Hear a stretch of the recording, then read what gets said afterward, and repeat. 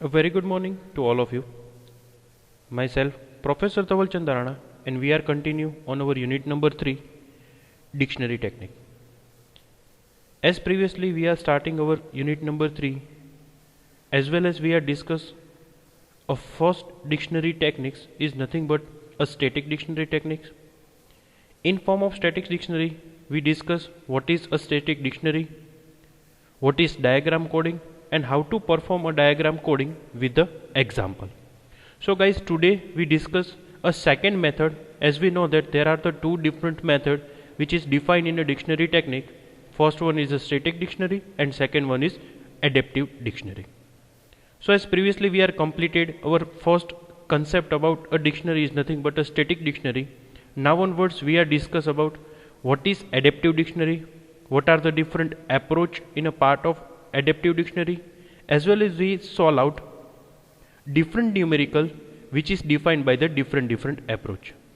So today's lecture is based on adaptive dictionary. In form of adaptive dictionary, we discuss a first concept or first approach about adaptive dictionary is nothing but a LZ77 encoding. So previous lecture ની અંદર આપણે unit number 3 start કર્યું હતું અને એની અંદર dictionary ટેકનિક્સની અંદર આપણે બે કેટેગરીઝ ડિફાઇન કરેલી છે, એક સ્ટેટિક ડિક્શનરી એન્ડ એક એડેપ્ટિવ ડિક્શનરી. પ્રીવિયસ લેક્ચરની અંદર આપણે સ્ટેટિક ડિક્શનરી શું છે, સ્ટેટિક ડિક્શનરી ક્યારે યુઝ કરી શકીએ, એની એક મેથડ ડાયાગ્રામ કોડિંગ અને ડાયાગ્રામ કોડિંગને આપણે એક એક્ઝામ્પલથી સમજવાની ટ્રાય કરી હતી. સો આજનો લેક્ચર એડેપ્ટિવ ડિક્શનરી એટલે કે second phase of dictionary techniques આપણે સ્ટડી કરશું અને એનો એક એપ્રોચ LZ77ની એન્કોડિંગ મેથડના rules, then after algorithm, and then we solve out some numerical based on LZ77 approach.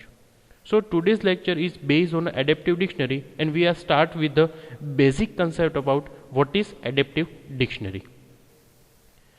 Most adaptive dictionary based techniques have their root in a two landmark papers by Jacob Zev and Abraham Lempel in 1977 and 1978.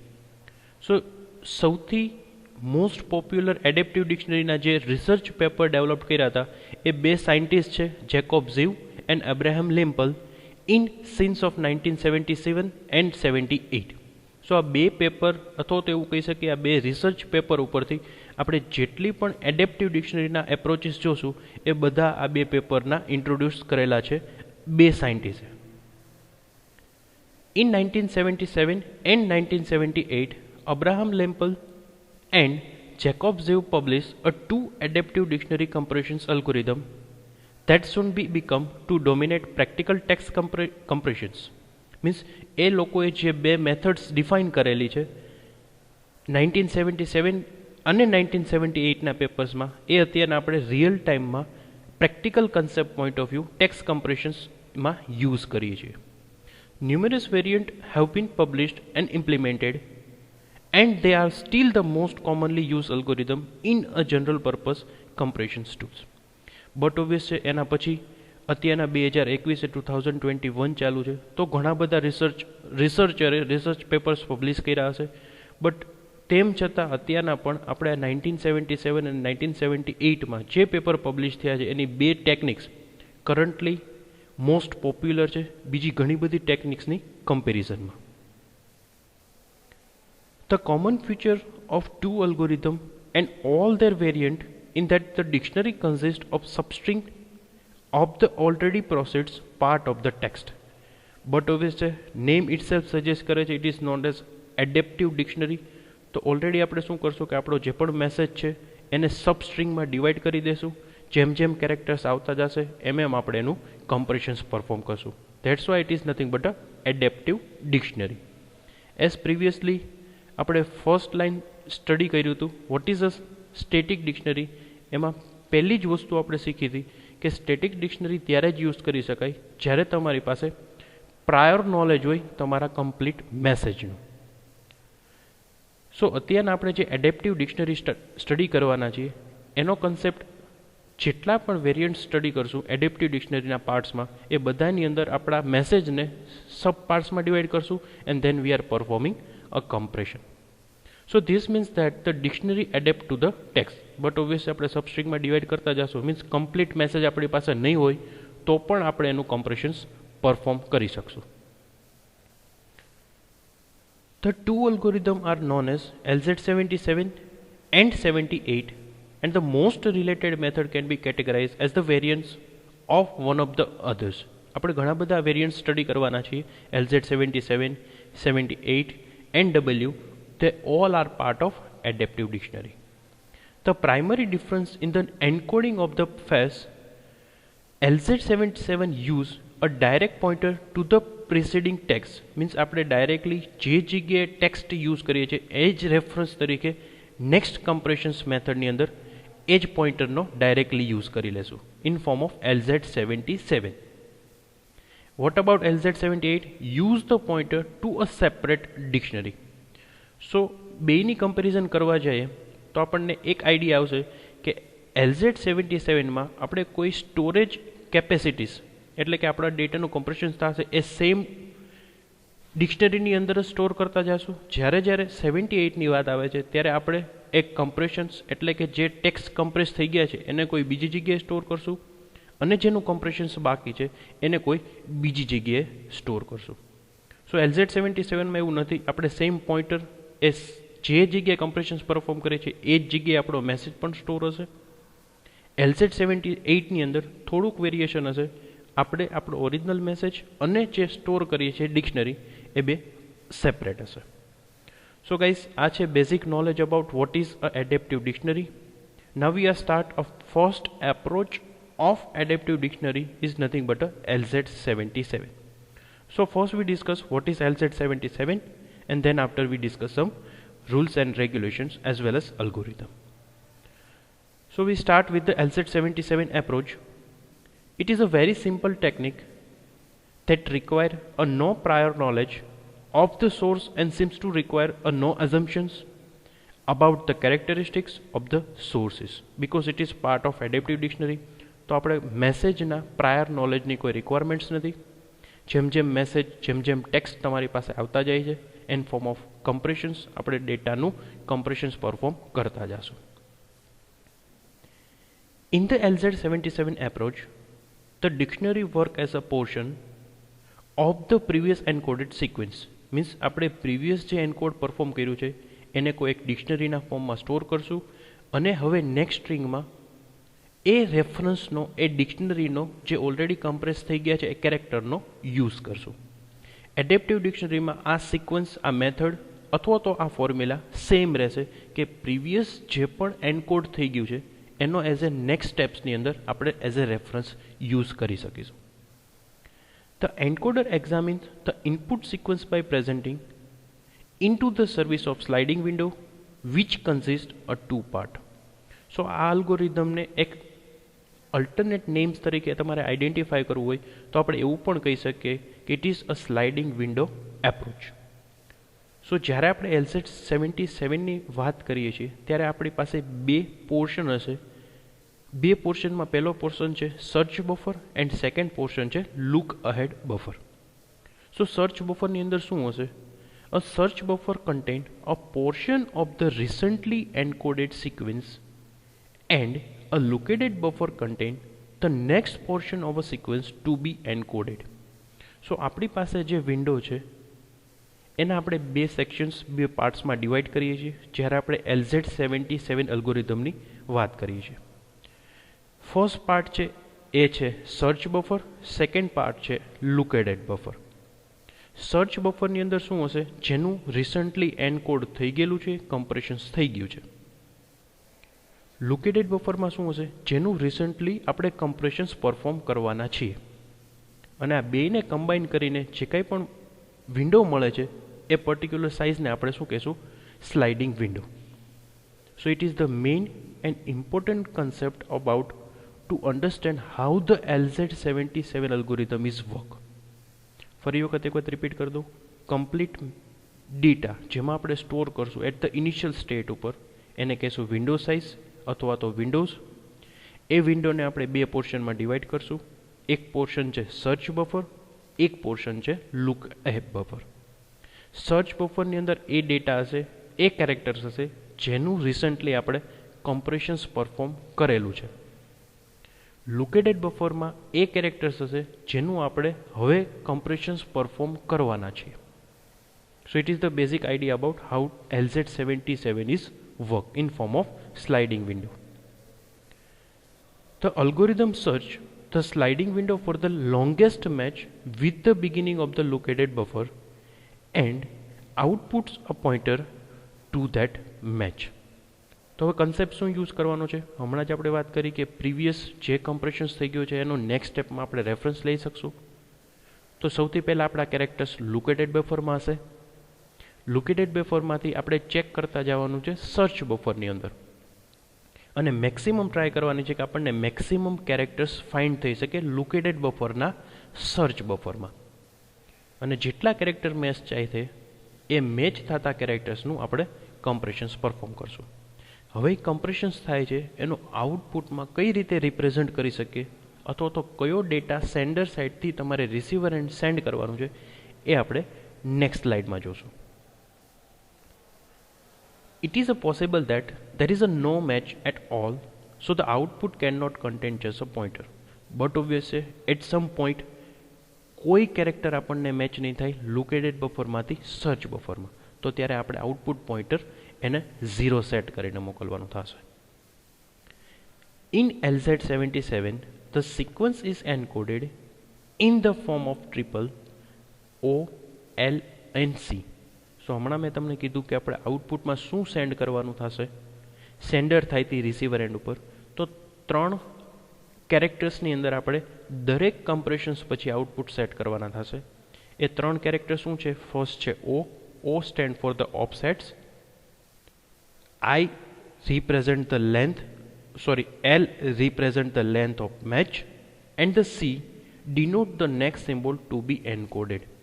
આ 3 બીટની અંદર આપણે represent કરવાનું થશે LZ77 એપ્રોચનું output. So what is offsets? Offsets means કઈ જગ્યાએ તમારો કેરેક્ટર મેચ થાય છે એ પોઇન્ટરની પોઝિશન. આ બધી જ વસ્તુ આપણે પ્રેક્ટિકલ એક્ઝામ્પલ જોશું એટલે ઓટોમેટિક આઈડિયા આવી જશે. પણ અત્યારના જે સમજવા માટે ઓફસેટનો મિનિંગ છે એ કઈ પોઝિશન્સ ઉપર તમને કેરેક્ટર મેચ થાય છે. નેક્સ્ટ લેન્થ, ઇટ્સ બીકમ્સ કેટલા કેરેક્ટર મેચ થયા છે લોકેટેડ બફરના સર્ચ બફરમાં. મીન્સ લોકેટેડ બફરમાં કેટલા કેરેક્ટર એવા છે કે જે સર્ચ બફરમાં ઓલરેડી કમ્પ્રેસ થઈ ગયા છે એ નંબર ઓફ કેરેક્ટર્સ. અને C it's become a next character કે હવે કયો કેરેક્ટર છે ત્યાંથી આપણે સેકન્ડ સ્ટેપ સ્ટાર્ટ કરશું કમ્પ્રેશન્સ કરવાનું. તો આ 3 ફોર્મેટની અંદર આપણે LZ77નું આઉટપુટ ડિનોટ કરવાનું થશે. A null pointer is generated as the pointer in a case of absence of the match. But always આપણે વાત કરી કે ક્યારેક એવું થશે કે લોકેટેડ બફરનો કોઈ કેરેક્ટર સર્ચ બફરમાં આપણને નહીં મળે, ત્યારે આપણે શું કરશું? Both offsets and match length આપણે બે ઇક્વલ 0 સેટ કરીને મોકલશું. કેમ કે આપણને કોઈ પોઝિશન્સ ઉપર કોઈ કેરેક્ટર મેચ નથી થતો એટલે બે કેરેક્ટર શું હશે? 0. અને હવે જે નેક્સ્ટ કેરેક્ટર આવે છે જેનું આપણે કમ્પ્રેશન્સ પરફોર્મ કરવાનું થશે, it's become your C. It's become your next symbol. Now we'll see how the LZ77 algorithm is work. So step 1, initialize the dictionary to known the values. Known the values એટલે as per the exam point of view જોઈએ તો આપણને બે possibilities value define કરેલી હશે. એક window size આપેલી હશે અને એક either located buffer size either search buffer size. અથવા તો એક પોસિબિલિટી એવી છે કે તમને બે સાઇઝ આપી દે લોકેટેડ અને સર્ચ બફર, તો એના બેઝ ઉપર સમ કરશો એ બેનો એટલે તમને વિન્ડો સાઇઝ મળશે. તો પોસિબિલિટી એવી છે કે આઈધર તમને વિન્ડો સાઇઝ આપે અને located buffer or search buffer size આપે, આઈધર ડાયરેક્ટલી તમને આપી દે લોકેટેડ બફર અને સર્ચ બફર, તો એના બેઝ ઉપર આપણે વિન્ડો બનાવી શકીએ. Read the uncoded string that is the length of maximum allowable match.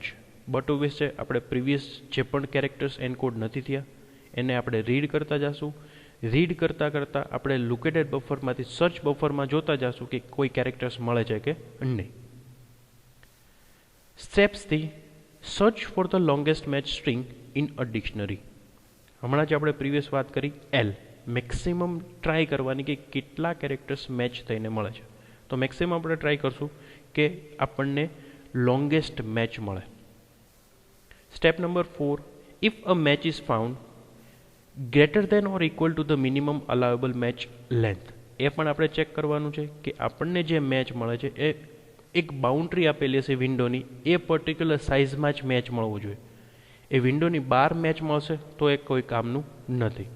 તો આપણે જે મેચ ફાઇન્ડ આઉટ કરીએ છીએ એ પર્ટિક્યુલર લોકેટેડ બફરની સાઇઝ અને સર્ચ બફરની સાઇઝમાં જેટલા કેરેક્ટર્સ અવેલેબલ છે એમાંથી જ આપણે ફાઇન્ડ કરવાનું છે. Outside of characters are not allowed. So first write the encode flags, then the offsets and length to the encoded output. So આપણે previous slides ની અંદર જે વાત કરી O, L and C A mentions કરી દો after finding a maximum match. Otherwise write the uncoded flag and the first uncoded symbol to the encoded output. હવે બીજો કેસ એવો છે કે જો તમને કોઈ મેચ નથી મળતું તો આપણે શું કરવાનું છે, ઓફસેટને 0 સેટ કરવાનું છે, લેન્થને 0 સેટ કરવાનું છે અને નેક્સ્ટ કેરેક્ટર જે આપણે એન્કોડ કરશું એ સી તરીકે આપણે સેટ કરી દઈશું. જ્યારે કોઈ પણ કેરેક્ટર્સ અથવા તો મેચ નહીં જનરેટ થાય ત્યારે shift a copy of the symbols return to the encoded output from the unencoded string to the dictionary. હવે આપણે શું કરશું કે અલ્ગોરિધમનું નામ જ છે સ્લાઇડિંગ વિન્ડો, તો જેટલા કેરેક્ટર્સ કમ્પ્રેસ થઈ ગયા છે એને આપણે સ્લાઇડ કરી દઈશું, મીન્સ લોકેટેડ બફરમાંથી સર્ચ બફરની અંદર ટ્રાન્સફર કરી દઈશું અને ફરી વખત જે કેરેક્ટર આવે છે એની પ્રોસેસ પાછી રિપીટ કરશું. મીન્સ ફ્રોમ ધ બિગિનિંગ ડિક્શનરીમાં કેરેક્ટર્સને રીડ કરવાનું સ્ટાર્ટ કરશું. જેમ જેમ થતા જાય છે એમ આપણે શિફ્ટ કરતા જશું. Read a number of symbols from the uncoded input equal to the number of symbols written in a steps 4. So but obvious છે કે આપણે ફરી વખત રીડ કરશું એટલે ફરી વખત ચેક કરશું કે કેટલા કેરેક્ટર મેચ થાય છે. એ કેરેક્ટર મેચ થયા એના બેઝ ઉપર આપણે O, L અને C સેટ કરવાના છે. જો કોઈ કેરેક્ટર્સ નથી મળતા તો આપણે ઓમાં 0, એલમાં 0 અને સીમાં નેક્સ્ટ કેરેક્ટર. તો આ સ્ટેપ્સ ક્યાં સુધી પ્રોસેસ કરવાની છે, until to the last character of given alphabet source. Means તમારા મેસેજનો લાસ્ટ કેરેક્ટર ન આવી જાય ત્યાં સુધી આ પ્રોસેસ તમારે ફોલો કરવાની છે, from step number 1 to step number 6. હવે આ જ વસ્તુને આપણે as a exam point of view જોઈએ, જેનાથી આ વસ્તુ તમને ઇઝીલી ક્લિયર થઈ જશે કે how LZ77 is work. And the repeats from step number 3 until the entire input has been encoded. But obvious મેં હમણાં જ તમને કીધું કે જ્યાં સુધી આ પ્રોસેસ પરફોર્મ કરવાની છે જ્યાં સુધી તમને ઇનપુટમાં મેસેજના લાસ્ટ કેરેક્ટર ન આવી જાય ત્યાં સુધી. અને but obvious algorithm always repeated ફોર્મમાં જશે કે તમારું પ્રોસેસ સેમ હશે પણ એ પ્રોસેસ ક્યાં સુધી કરવાની, up to the end of characters. So હવે આપણે જોઈએ એઝ એ ન્યુમેરિકલ કઈ રીતે તમને એક્ઝામમાં ક્વેશ્ચન્સ આપશે અને એ ક્વેશ્ચન્સ આપશે તો તમારે કઈ રીતે એને સોલ્વ કરવાનું થશે ઇન ફોર્મ ઓફ LZ77. એને આ LZ77, LZ78 અને LZW મોસ્ટ ઇમ્પોર્ટન્ટ અલ્ગોરિધમ છે in form of data compression exam. A mid exam હશે તો પણ ભલે અને ફાઇનલ એક્ઝામ હશે તો પણ ભલે. So let start how the LZ77 encoding is work. આપણે આ વિડીયોની અંદર એક જ પ્રોસેસ સ્ટેપ પરફોર્મ કરીએ છીએ એન્કોડિંગ. નેક્સ્ટ વિડીયોની અંદર હું તમને LZ77 ડીકોડિંગ કઈ રીતે થશે એ પણ તમને સમજાવી દઈશ. સો ક્વેશ્ચન્સ કઈ રીતે પૂછી શકે, encode the following sequence using the LZ77. હવે કયા કયા કેરેક્ટર્સ છે, સો CA, BR, AC, AD, AB, RA, RR, ARR, AD આ તમારો કમ્પ્લીટ મેસેજ છે જેને તમારે એન્કોડ પરફોર્મ કરવાનું છે using LZ77. Assuming you have a window size of 13. Window size એટલે સમ ઓફ સર્ચ બફર અને લોકેટેડ બફર બેનો સમ કરશો એટલે તમને વિન્ડો સાઇઝ મળશે. એ આપે છે 13 with a located buffer size of 6. So but obvious છે લોકેટેડ બફર અને સર્ચ બફરનો સમ કરો તો વિન્ડો સાઇઝ મળે. તમને લોકેટેડ બફર સાઇઝ આપી છે 6, ટોટલ સાઇઝ આપી છે 13, તો સર્ચ બફરની સાઇઝ બટ ઓબ્વિયસ 7 થશે. 7 + 6 ઇટ્સ બીકમ અ 13. હવે તમને શું કરવાનું છે, સૌથી પહેલાં લોકેટેડ બફરની સાઇઝ કેટલી આપી છે 6, તો પહેલાં 6 કેરેક્ટર લોકેટેડ બફર સાઇઝમાં એડ કરી દો. CABRAC આ 6 કેરેક્ટર CABRAC લોકેટેડ બફરમાં તમે એડ કરી દીધા. બાકીના રેસ્ટ ઓફ કેરેક્ટર વિન્ડોની બહાર તમે લખી શકો છો. સર્ચ બફર બટ ઓબ્વિયસ છે, અત્યારના કોઈ પણ વસ્તુ સર્ચ બફરમાં નથી. એનું રીઝન અત્યારના આપણે કોઈ પણ કેરેક્ટરનું કમ્પ્રેશન્સ પરફોર્મ કર્યું નથી. અત્યારે આપણે સૌથી પહેલો કેરેક્ટર કમ્પ્રેસ કરવાનો છે સી. સૌથી પહેલો સ્ટેપ શું હશે કે જે ફર્સ્ટ કેરેક્ટર છે એને લોકેટેડ બફરમાંથી સર્ચ બફરની અંદર ચેક કરવા જવાનું છે કે કોઈ જગ્યાએ તમને કેરેક્ટર મેચ થાય છે કે નહીં. But obvious on a first steps કોઈ પણ કેરેક્ટર અવેલેબલ નથી, તો આપણે રૂલ્સ નંબર 2 અથવા તો રૂલ્સ નંબર 4નો બી આપણે ફાઇન્ડ આઉટ કર્યું હતું કે જ્યારે કોઈ પણ કેરેક્ટર તમને લોકેટેડ બફરનો સર્ચ બફરમાં ન મળે તો આપણે શું સેટ કરીશું, તમારો ઓફસેટ 0, લેન્થ 0 અને નેક્સ્ટ કેરેક્ટર જેનું આપણે કમ્પ્રેશન્સ કરવાના છીએ it is known as a C. So આ 3 ફોર્મેટની અંદર આપણે આઉટપુટ લખશું. હવે જે કેરેક્ટર આપણે નેક્સ્ટ પોઝિશનમાં લખીએ છીએ એને શું કરશું, સ્લાઇડિંગ વિન્ડો પરફોર્મ કરશું, એટલે લોકેટેડ બફરમાંથી સર્ચ બફરમાં લઈ જશું. મીન્સ આ સી છે એ અત્યારના લોકેટેડ બફરમાં છે, એને આપણે ક્યાં લઈ જશું, સર્ચ બફરની અંદર. તો આ લોકેટેડ બફરનો પહેલો સી એ સર્ચ બફરની અંદર આવી ગયો. હવે પાછો એક કેરેક્ટર અહીંયાથી એડ કરી દો, એટલે હવે તમારી ડિક્શનરીમાં લોકેટેડ બફરમાં ABRAC અને નવો કેરેક્ટર એડ થયો એ છે. હવે એને ચેક કરો, એ કોઈ પણ જગ્યાએ અવેલેબલ છે. અત્યારના સર્ચ બફરમાં એક જ કેરેક્ટર અવેલેબલ છે સી, તો એ અવેલેબલ નથી. સેમ સ્ટેપ રિપીટ કરો. આ એને તમારે લોકેટેડ બફરમાંથી સર્ચ બફરમાં લઈ જવાનું છે, એટલે આ લોકેટેડ બફરનો એ સર્ચ બફરમાં આવી ગયો. શિફ્ટ કરતા જવાનું છે કેમ કે એઝ એ સ્લાઇડિંગ વિન્ડો આપણે કેરેક્ટરને શિફ્ટ કરતા જશું. તો આ એ ક્યાં આવી જશે, ફર્સ્ટ નંબરની પોઝિશન ઉપર, અને સી તમારો સેકન્ડ નંબરની પોઝિશન ઉપર આવી જશે. કોઈ કેરેક્ટર લેન્થ મેચ નથી થયું એટલે ઓફસેટ 0, લેન્થ 0 અને તમારો એ છે એ તમે નેક્સ્ટ કેરેક્ટર તરીકે લખશો. ફરી વખત યાદ દેવડાવી દઉં કે અહીંયા તમે જે કેરેક્ટર લખો છો એ કેરેક્ટર્સને લોકેટેડ બફરમાંથી સર્ચ બફરમાં ટ્રાન્સફર કરવાનો છે. સેમ બી કેરેક્ટર લોકેટેડ બફરમાં છે, ચેક કરો સર્ચ બફરમાં બી અવેલેબલ છે, નથી તો સેટ કરો 00 બી. હવે તમે બી અહીંયા સેટ કરો છો એનો મિનિંગ કે લોકેટેડ બફરનો બી તમે સર્ચ બફરની અંદર ટ્રાન્સફર કરો છો, અને આ બે કેરેક્ટરને શિફ્ટ કરી દો એટલે બી તમારું ફર્સ્ટ પોઝિશન ઉપર, એ સેકન્ડ પોઝિશન ઉપર અને સી થર્ડ પોઝિશન ઉપર. ફરી વખત સેમ સ્ટેપ રિપીટ કરો. આર કેરેક્ટર શિફ્ટ કરતા જાઓ, પોઝિશન્સ લખતા જાઓ. આર પણ અવેલેબલ નથી અહીંયા, તો 00 આરને એડ કરી દો લોકેટેડ બફરમાંથી સર્ચ બફરમાં. હવે નેક્સ્ટ સ્ટેપ્સ કે એ આવે છે, એ તમને અહીંયા કઈ પોઝિશન ઉપર મળે છે, મેચ મળ્યો છે અહીંયા, એ અહીંયા પણ છે લોકેટેડ બફરમાં, સર્ચ બફરમાં પણ છે.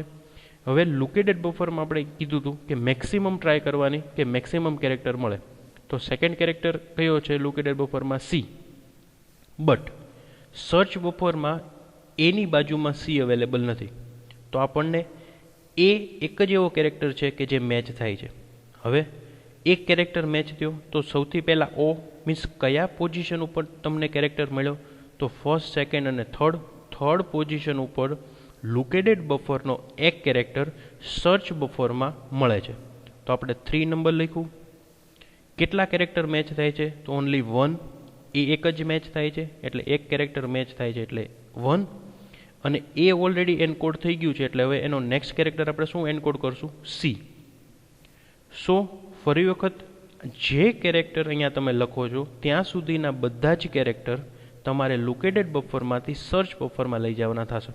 તો અત્યાર સુધી આપણે કોઈ કેરેક્ટર મળતો નહોતો એટલે એક કેરેક્ટર શિફ્ટ કરતા હતા.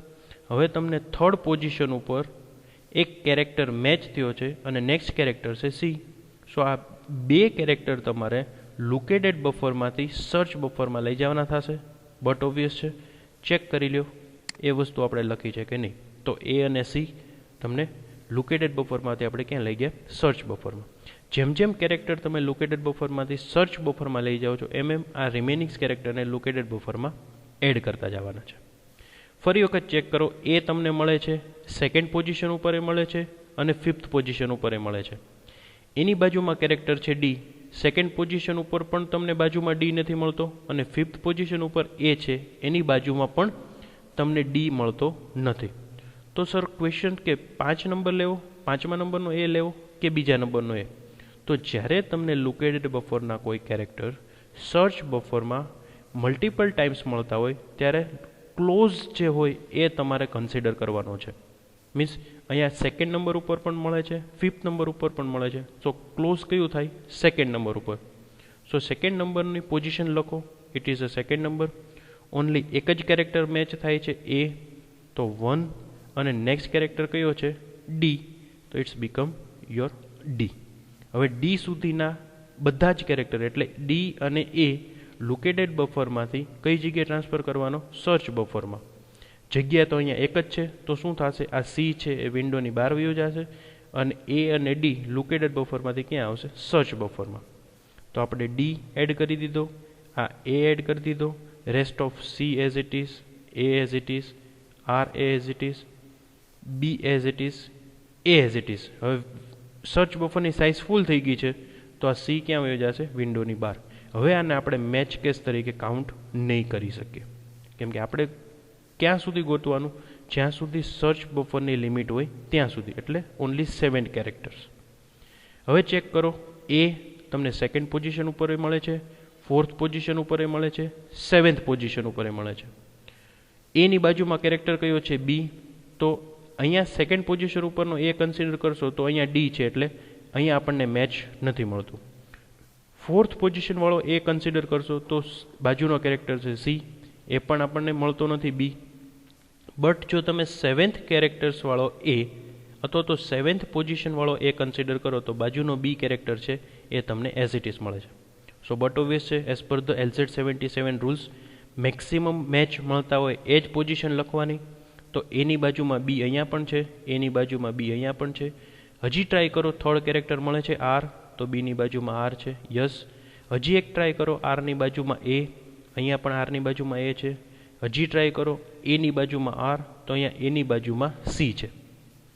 સો આપણને કેટલા કેરેક્ટર મળ્યા? એ, બી, આર, એ, જે સર્ચ બફરની અંદર પણ છે, લોકેટેડ બફરની અંદર પણ છે. એ, બી, આર, એ. કઈ પોઝિશન ઉપર તમને કેરેક્ટર મળ્યા? 7th પોઝિશન ઉપર. તો સૌથી પહેલાં લખો 7th નંબર જે તમને મેચ મળે છે. કેટલા કેરેક્ટર મેચ મળ્યા? A, B, R, A. A, B, R, A. 4 character match મળ્યા. હવે 4 કેરેક્ટર પછી નેક્સ્ટ કેરેક્ટર કયો છે? R. Then we add R on a next character. તો હવે શું કરવાનું થશે? એ, બી, આર, એ અને આર આ બધા જ કેરેક્ટર લોકેટેડ બફરમાંથી ક્યાં ટ્રાન્સફર કરવાના થશે? સર્ચ બફરમાં. તો તમે જોશો કે આ આર મેં અહીંયા ટ્રાન્સફર કર્યો, આ એ મેં અહીંયા ટ્રાન્સફર કર્યો, આ આર મેં અહીંયા ટ્રાન્સફર કર્યો, આ એ નેક્સ્ટ ઉપર, ધેન ડી, ધેન એ. હવે પછીના જે સી, એ, આર, બી, એ બધા વિન્ડોની બહાર ટ્રાન્સફર થઈ જશે અને હવે આને આપણે કન્સિડરેશન નહીં કરી શકીએ. નેક્સ્ટ ફરી વખત ટ્રાય કરો. આ આર છે એ તમારો કેરેક્ટર છે, એ તમને ફર્સ્ટ પોઝિશન ઉપર મળે છે, થર્ડ પોઝિશન ઉપર મળે છે. હવે આરની બાજુમાં એ છે, તો અહીંયા આરની બાજુમાં એ છે, એ આપણે કન્સિડર કરવાનો છે.